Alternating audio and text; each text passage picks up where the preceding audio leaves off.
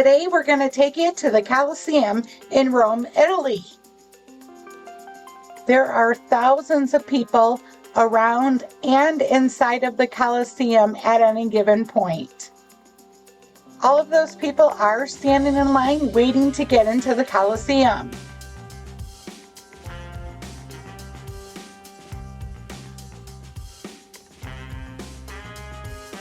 Once you go through security and through the gates, you will walk along the outside but inner part of the Colosseum. If you have never been to the Colosseum before, like I haven't, at this point I was so awed by the beauty and how they would make such a big building in those times.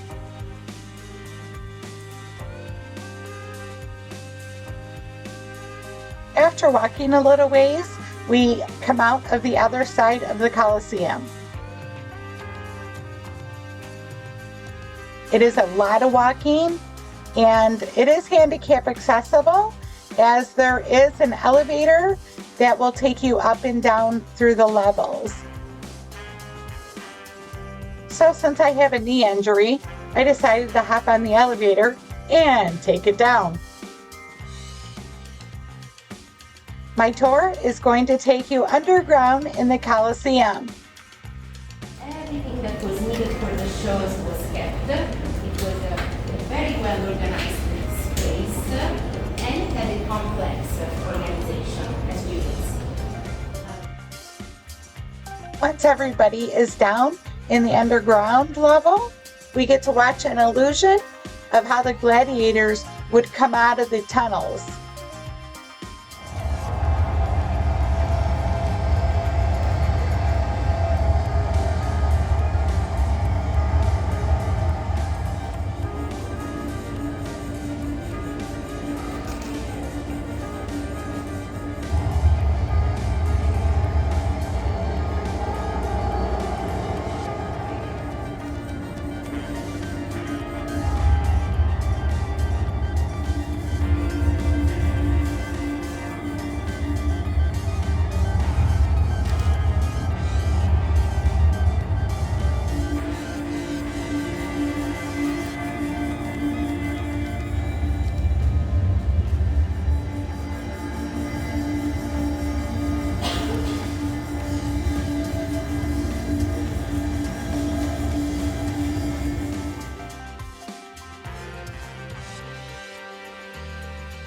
Centuries ago, the underground areas of Rome's Colosseum were not a place you want to find yourself in.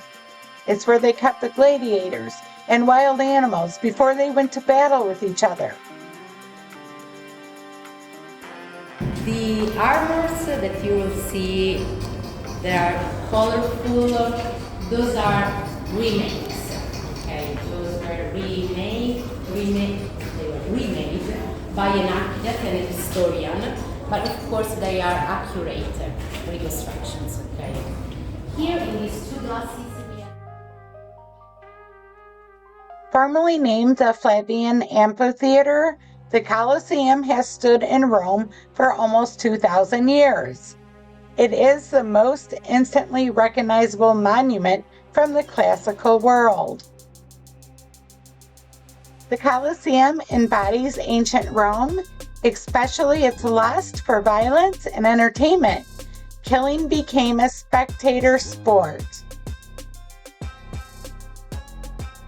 In the underground, you're immersed in tales of gladiators, chariots, and wild beasties. Gladiators and every type of wild animal fought to death in physical contests in this grand public arena.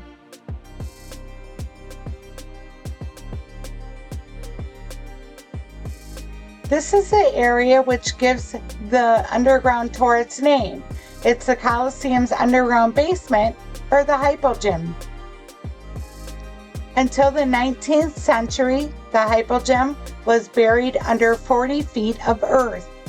Its existence was obliterated.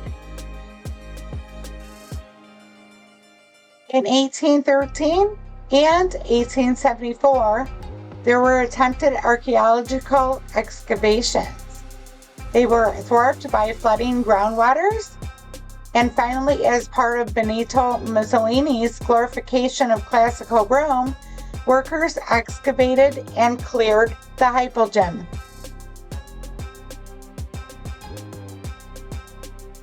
The hypogym was the underground staging area for the games. It was an elaborate network of tunnels, cages, and holding rooms beneath the arena floor. Slaves, prisoners, animals, and gladiators were kept there before their performances.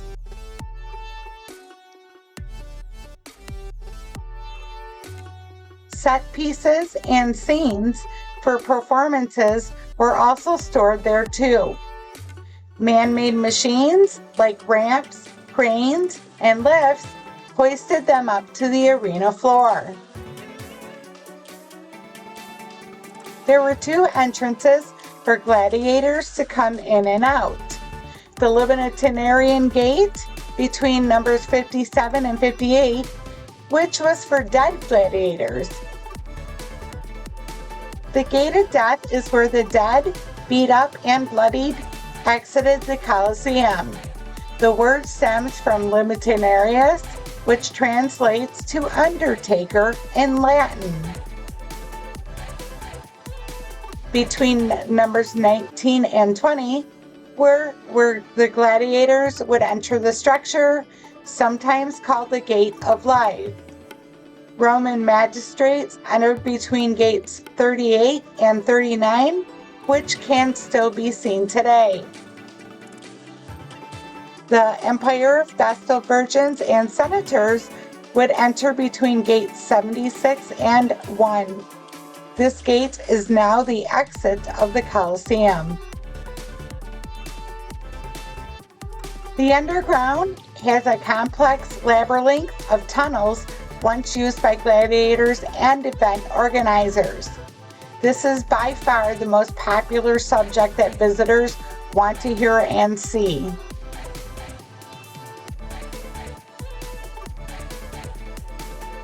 While other stadiums and arenas have trapdoors that allow fighters or animals to elevate or pop out of, the underground of the Colosseum was a very complex arena.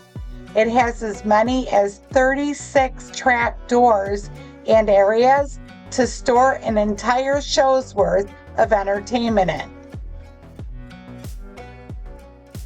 The first gladiators fought to the death at the funeral of a distinguished aristocrat, Junius Brutus Pera, in 264 BC.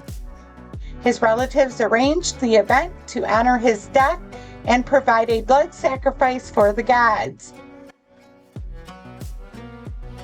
By 174 BC, it was relatively commonplace to have matches across the city, and the idea was boosted further by Julius Caesar, who engaged hundreds of gladiators to fight in memory of his deceased father and daughter.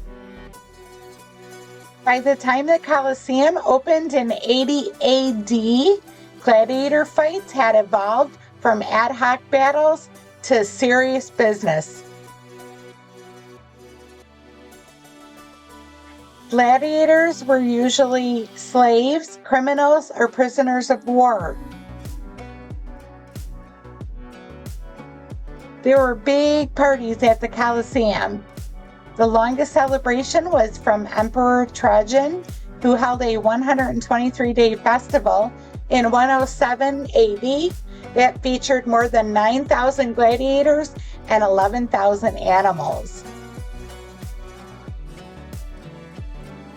During the opening party in 80 AD, Titus staged a sea battle inside the Colosseum, where they flooded the floor of the arena with a few feet of water so ships could engage in mock combat. It took more than 2 years to complete the restoration of the Colosseum's underground passageways and vaults, a project that was led by Italy's Ministry of Culture. Tourists now can explore the underlevel along pathways lined with wooden boards, and they make their way through different corridors and archways. They'll come face to face with the rooms that house the gladiators and animals as they wait to step on an elevator that would thrust them into the arena for combat. In those times, the arena was lit by candles, but the Colosseum's main level was removed in the 1800s for archaeological purposes, allowing for sunlight to pour in and illuminate the path for the 21st century visitors. The Hypogeum definitely wasn't glamorous. It was dark and smelly with little air circulation. It was hot like a boiler room in the summer. It was humid and cold in the winter. It filled all year round with strong smells from the smoke, the sweating workmen packed in the narrow corridors, the reek of wild animals, and the noise was overwhelming. There were over 30 different types of gladiators who specialized in using specific weapons, armor, and shields. The gladiators were divided into classes depending on the weapons they used. One of the most famous types of gladiators was the retiarius, which means net man or net fighter in Latin. He resembled a fisherman.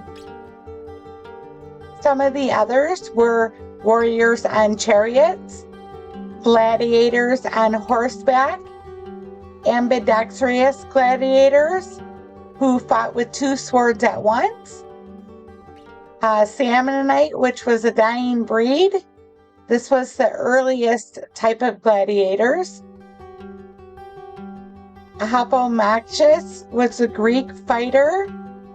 They had the chaser, the middle-aged knight, Gallius gladiators, provocateur gladiators. The most famous, in my opinion, was the Spartacus and the Thracians. I hope you have enjoyed part 1 of the Colosseum Underground. Please don't forget to subscribe, like, and share my videos. And remember, it's up to you to make it fun, make it yours. We'll see you the next time.